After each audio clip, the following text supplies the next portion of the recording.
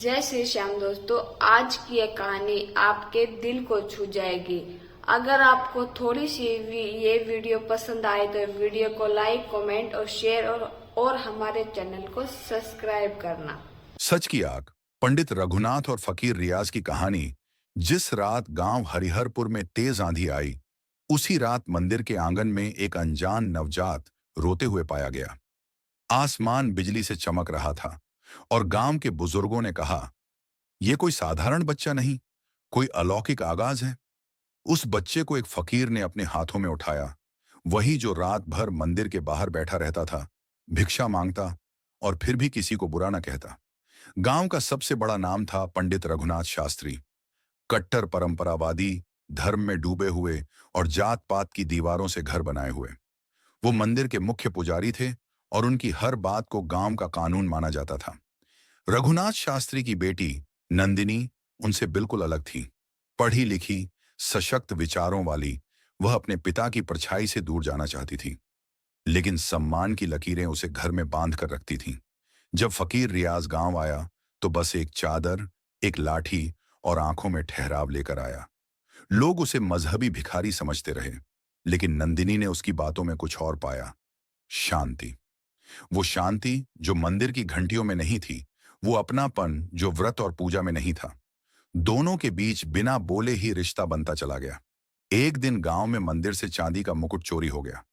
गांव वालों ने सवाल नहीं उठाया, सीधा दोष रियाज पर मढ़ दिया। पंडित शास्त्री ने कहा, एक मुसलमान मंदिर में क्या कर रहा था, चोरी तो होगी ही। उसे पीटा गया, घसीटा गया और गांव के बाहर फेंक दिया गया। नंदिनी रोई, चिल्लाई, पर किसी ने उसकी बात नहीं सुनी। उस रात नंदिनी ने एक फैसला लिया, वो घर छोड़ गई। कुछ दिनों बाद खबर आई, नंदिनी ने शहर में रियाज से शादी कर ली। गांव में हंगामा मच गया। पंडित रघुनाथ ने उस दिन अपनी बेटी को मृत मान लिया। पूरे गांव में ऐलान हुआ, जो भी नंदिनी का नाम लेगा उसे बहिष्कृत किया जाएगा। लेकिन शहर में जो हुआ वो कुछ और ही था। रियाज और नंदिनी ने एक छोटी सी झोपड़ी में स्कूल शुरू किया, इंसानियत पाठशाला। वहां ना जात पूछी जाती, ना धर्म, बस बच्चों को पढ़ाया जाता। मोहब्बत, बराबरी और सच बोलना। कुछ सालों में स्कूल की पहचान बढ़ने लगी। न्यूज चैनलों में रिपोर्ट आई, सोशल मीडिया पर तारीफें हुई। रघुनाथ शास्त्री का मन अंदर से हिल गया। जिसे वो गुनहगार मानते थे, वही अब समाज के लिए मिसाल बन रहा था। गांव में बदलाव की लहर आने लगी। एक दिन रघुनाथ शास्त्री खुद शहर गए। मंदिर के कपड़े में, लाठी के सहारे वो स्कूल पहुंचे, जहां उनकी बेटी बच्चों को पढ़ा रही थी और रियाज वहीं पानी पिला रहा था। शास्त्री का दिल कांप उठा। वो चुपचाप घंटों बैठते रहे, कभी बच्चों की किताबों को देखते, कभी रियाज को जो बच्चों के जूतों में फीते बांध रहा था, कभी नंदिनी को जो मुस्कान के साथ एक अंधी बच्ची को ब्रेल पढ़ना सिखा रही थी। शास्त्री ने कुछ नहीं कहा। वो वापस गांव लौट आए, पर इस बार वो बदले हुए थे। गांव की चौपाल में उन्होंने कहा, धर्म वो नहीं जो हमें अलग करे, धर्म वो है जो हमें इंसान बनाए। मैंने अपने जीवन की सबसे बड़ी भूल की, अपनी बेटी को खो दिया और उसकी अच्छाई को देख न सका। लोग सन्न रह गए, किसी को विश्वास नहीं हुआ। ये वही पंडित रघुनाथ हैं।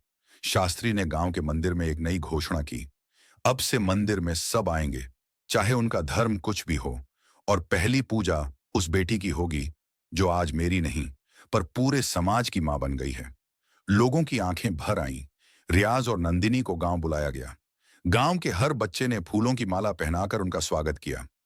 नंदिनी ने जब मंदिर की सीढ़ी चढ़ी तो किसी ने टोका नहीं। रियाज ने जब शिवलिंग पर जल चढ़ाया तो कोई विरोध न हुआ।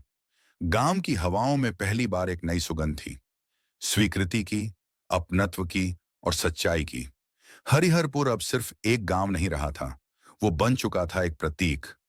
उस सच्चाई का जो मजहबों से ऊपर थी, उस प्रेम का जो दीवारों से पार था, और उस आग का जो सच बोलने की हिम्मत देती है।